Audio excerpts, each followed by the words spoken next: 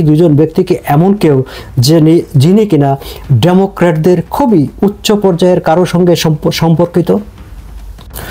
বাংলাদেশকে দেওয়া মার্কিন যুক্তরাষ্ট্রের $29 মিলিয়ন তহবিল নিয়ে সারা দেশে তুমুল আলোচনা সমালোচনা হচ্ছে। অনেকেই খোঁজার চেষ্টা করছেন যে এই তহবিল আসলে কারা পেয়েছে, কাদের মাধ্যমে, কোথায় ব্যয় হয়েছে, কোথায় গিয়েছে। আবার কেউ কেউ এমনটিও বলার চেষ্টা করেছেন এই তহবিলটি আসলে বিগত সরকারের সময় সরকারের নজরে এসেছে, ফলে সরকারি তৎকালীন আওয়ামী লীগ সরকারই এ থেকে বেনিফিটেড হয়েছে। কিন্তু দর্শক, আপনাদেরকে যদি বলা হয় যে এই তহবিলটি আসলে দেওয়া হয়েছিল বিশেষ একটি গোষ্ঠীকে বাংলাদেশের ভোটে বিশেষ একটি গোষ্ঠীকে বাংলাদেশের ক্ষমতায় আসীন করার জন্য, আপনার কি সেটা বিশ্বাস হবে? বিশ্বাস হোক বা না হোক, কিন্তু বাস্তবতা হচ্ছে মার্কিন প্রেসিডেন্ট ডোনাল্ড ট্রাম্প তিনি নিজে এই কথাটি বিশ্বাস করেন। শুধু যে বিশ্বাস করেন তাই নয়, তিনি নিজে আজ তার এই বিশ্বাসের কথা, এই তথ্যটি তিনি আজ জানিয়েছেন ওয়াশিংটন সংলগ্ন মেরিল্যান্ডে সারা বিশ্বের কনজারভেটিভদের সবচেয়ে বড় এবং সবচেয়ে ইনফ্লুয়েন্সিয়াল একটি সম্মেলনে। ডোনাল্ড ট্রাম্প বলেছেন বাংলাদেশের বিশেষ একটি গোষ্ঠীকে ভোটে জিতিয়ে ক্ষমতাসীন করার সহযোগিতা করার জন্য এই তহবিলটি দেওয়া হয়েছিল। এই বিষয়টি নিয়ে আজ আলোচনা করব। দর্শক, আপনাদের সবাইকে স্বাগত জানাচ্ছি আজকের এই আলোচনায়। একটি জিনিস খেয়াল করবেন, এই নিয়ে ডোনাল্ড ট্রাম্প টানা তৃতীয়বারের মতো বাংলাদেশকে দেওয়া $29 মিলিয়ন তহবিলটি নিয়ে কথা বললেন। গত সপ্তাহে যে 15টি দেশের বা 15টি প্রকল্পের এই বরাদ্দ বাতিল করা হয়েছে, তার মধ্যে কিন্তু $29 মিলিয়ন চাইতে অনেক বেশি বরাদ্দের দেশও আছে, প্রকল্পও আছে। সেগুলো নিয়ে কিন্তু ডোনাল্ড ট্রাম্প খুব একটা যে উচ্চবাচ্য করছেন তেমন না, বা সেটি নিয়ে যে তিনি প্রতিদিন কথা বলছেন তা না। কিন্তু বাংলাদেশের $29 মিলিয়ন নিয়ে তিনি তৃতীয়বারের মতো কথা বললেন। দ্বিতীয়বারে তিনি তার ক্ষোভ প্রকাশ করেছিলেন, সেটিকে বলেছিলেন যে তিনি যে গভর্নরদের বৈঠকে, মার্কিন গভর্নর অ্যাসোসিয়েশনের বৈঠকে তিনি বলছিলেন যে সেটি একটি বড় ধরনের স্ক্যাম, এবং সেদিন তিনি বলেছিলেন যে কেউ চেনে না, কেউ জানে না, দুজন মাত্র লোক কাজ করে এমন একটি সংস্থাকে, এমন একটি প্রতিষ্ঠানকে সেই $29 মিলিয়ন দিয়ে দেওয়া হয়েছে, এবং তিনি সন্দেহ প্রকাশ করেছিলেন যে সেটি কিকব্যাক স্কিম কিনা। আজ তিনি স্পষ্ট করে বললেন যে বিশেষ একটি গোষ্ঠীকে ভোটে জিতিয়ে আনতে এই অর্থটি দেওয়া হয়েছিল। দর্শক, প্রতি বছরই ওয়াশিংটনে কনজারভেটিভ পলিটিক্যাল অ্যাকশন কনফারেন্স নামে এই অত্যন্ত গুরুত্বপূর্ণ কনজারভেটিভদের এই সম্মেলনটি হয়ে থাকে। এটির আয়োজন করে আমেরিকান কনজারভেটিভ ইউনিয়ন, কিন্তু এতে সারা বিশ্বের conservative politician, conservative intellectual, think tank, বুদ্ধিজীবী, সাংবাদিক, যারা কনজারভেটিভ মতাদর্শে বিশ্বাস করে, তারা সবাই এই সম্মেলনে যোগ দেয় এবং টানা এই 2-3 দিনের সম্মেলনটি চলতে থাকে। আজ 22শে ফেব্রুয়ারি সমাপনী দিনে ডোনাল্ড ট্রাম্প অতিথি হিসাবে সেখানে বক্তৃতা করেছেন, এবং তিনি দীর্ঘ সময় ধরে বক্তৃতা করেছেন। অত্যন্ত গুরুত্বপূর্ণ একটি সম্মেলনের এই বৈঠকেও তিনি বাংলাদেশ প্রসঙ্গ তুলে এনেছেন, এবং বাংলাদেশের $29 মিলিয়ন যেই সহায়তা দেওয়া হয়েছে সেটি নিয়ে তিনি কথা বলেছেন। দর্শক, আসুন আমরা একটু দেখি যে তিনি আসলে কি বলেছেন। আমি যদি তার বক্তৃতা থেকে ট্রান্সক্রিপ্ট করে হুবহু আপনাদেরকে পড়ে শোনাই। তিনি বলছেন, $29 million goes to strengthen the political landscape and help them out so that they can vote for a radical left communist in Bangladesh. দর্শক, খেয়াল করবেন, তিনি বলছেন যাতে তারা র্যাডিক্যাল, উগ্রপন্থী লেফট কমিউনিস্টদেরকে বাংলাদেশে ভোটে জিতিয়ে আনতে পারে, ক্ষমতায় আসীন করতে পারে, তাতে সহায়তা করার জন্য এই অর্থটি দেওয়া হয়েছে। তিনি সেই সমাবেশে প্রশ্ন করেছেন, বলছেন you have to see who they supported. তারা তার যে আগের সরকার, সেই সরকার ডেমোক্র্যাটরা কাদেরকে সমর্থন করত বাংলাদেশে, সেটি আপনাদেরকে দেখতে হবে। দর্শক, আপনারা জানেন যে জো বাইডেন সরকারের আশীর্বাদ বাংলাদেশে কাদের প্রতি ছিল? আওয়ামী লীগ সরকারের প্রতি তাদের একেবারেই দু চোখের বিষ হয়ে উঠেছিল আওয়ামী লীগ সরকার, সেটিও প্রকাশ্য। এবং ডোনাল্ড ট্রাম্প সে কথাটি বলছেন, you had to see who they supported, তারা কাদেরকে সমর্থন করতো সেটা আপনাদেরকে দেখতে হবে। তিনি বলছেন you would not believe it, আপনারা বিশ্বাস করবেন না। ইউ উড বিলিভ ইট, হ্যাঁ আপনারা বিশ্বাস করবেন। Nobody in the room would be in that group. এবং এই রুমে, এই যে বিশাল কনফারেন্স যেটি হচ্ছে কনজারভেটিভদের সারা বিশ্বের, এই রুমের কেউই ওই গ্রুপে থাকবে না, ওই গ্রুপের মানে পক্ষে যাবে না বা ওই গ্রুপে যাবে না যারা এই যে বাংলাদেশের এই একটি মোর্চাকে, একটি বিশেষ গোষ্ঠীকে ক্ষমতায় আনার জন্য এই $29 মিলিয়ন ব্যয় করে মানে বরাদ্দ দিয়েছে।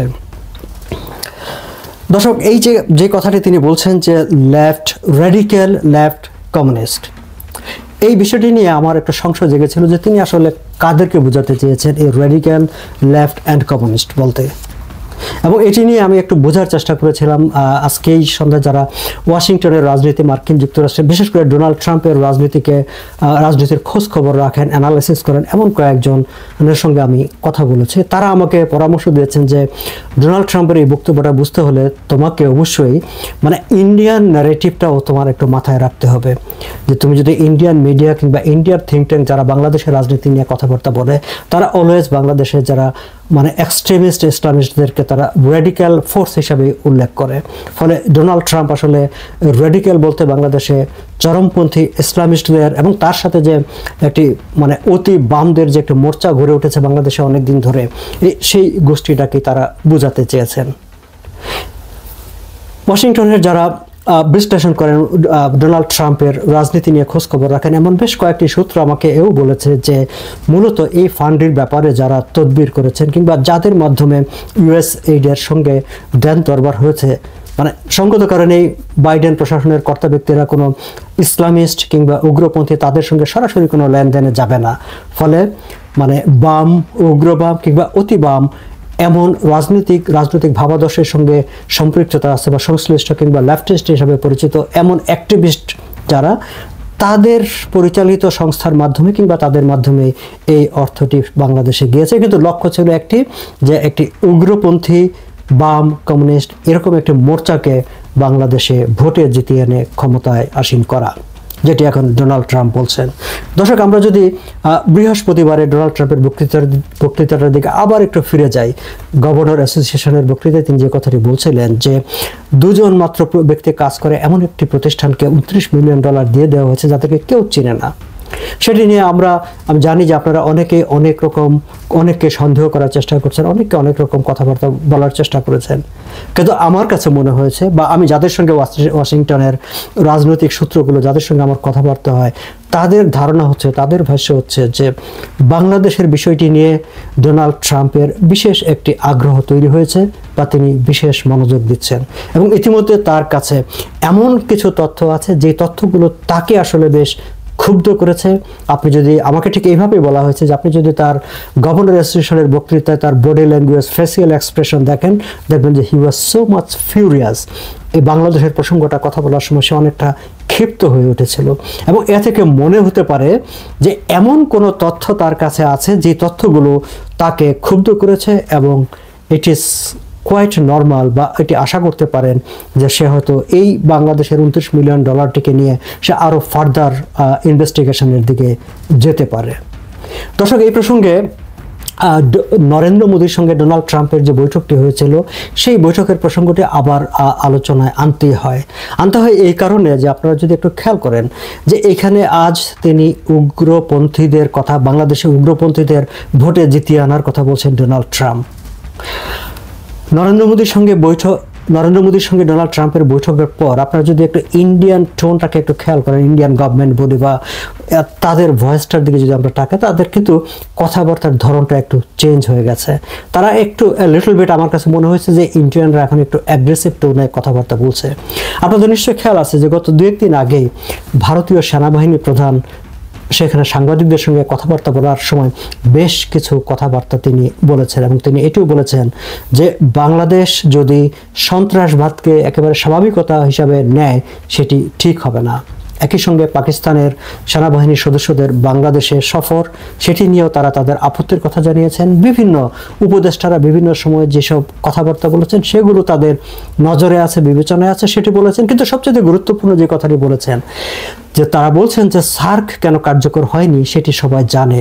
একটি বিশেষ দেশের আমরা একটি বিশেষ দেশকে সন্ত্রাসের প্রতিভূ হিসাবে বিবেচনা করি, অর্থাৎ তারা পাকিস্তানের দিকে ইঙ্গিত করেছেন এবং পাকিস্তানকে ভারত সন্ত্রাসবাদী দেশ হিসাবে বিবেচনা করে এবং পাকিস্তানের সেনাবাহিনী বা গোয়েন্দা সংস্থার লোকজন বাংলাদেশে এসেছে, বাংলাদেশ এখন সন্ত্রাসবাদকে স্বাভাবিকভাবে দেখতে চায়, এরকম একটি ন্যারেটিভে এখন ইন্ডিয়া দাঁড়াতে চায় কিংবা দাঁড়াচ্ছে।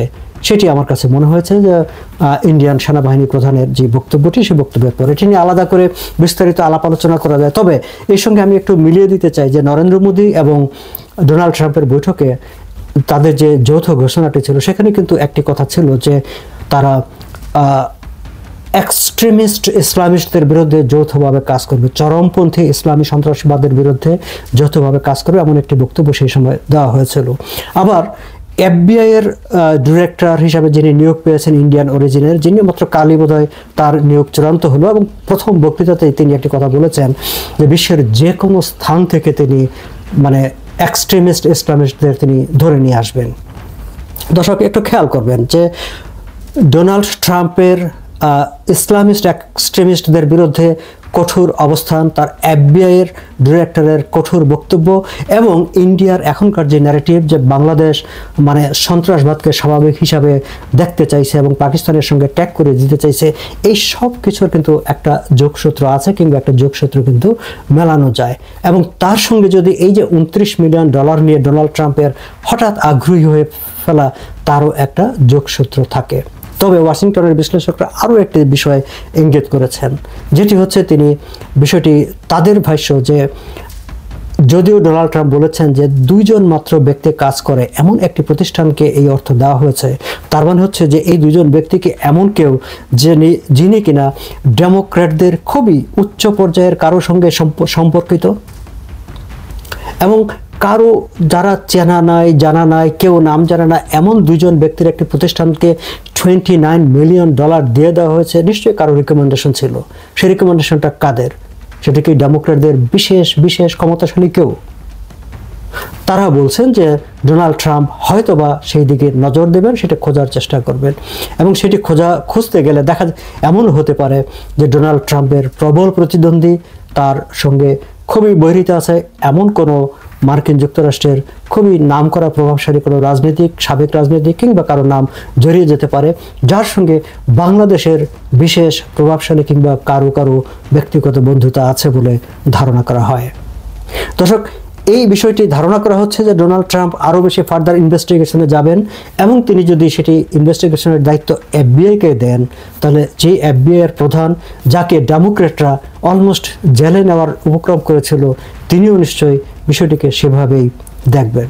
ফলে সব মিলিয়ে বাংলাদেশের এই $29 মিলিয়ন নিয়ে ডোনাল্ড ট্রাম্পের বিশেষ আগ্রহ আছে, তিনি বিশেষ কোনো মিশন বাস্তবায়ন করতে চান কিংবা আরও ফার্দার যেতে চান, এরকম একটি ধারণা ওয়াশিংটনের বিশ্লেষকরা আমাকে দিয়েছে।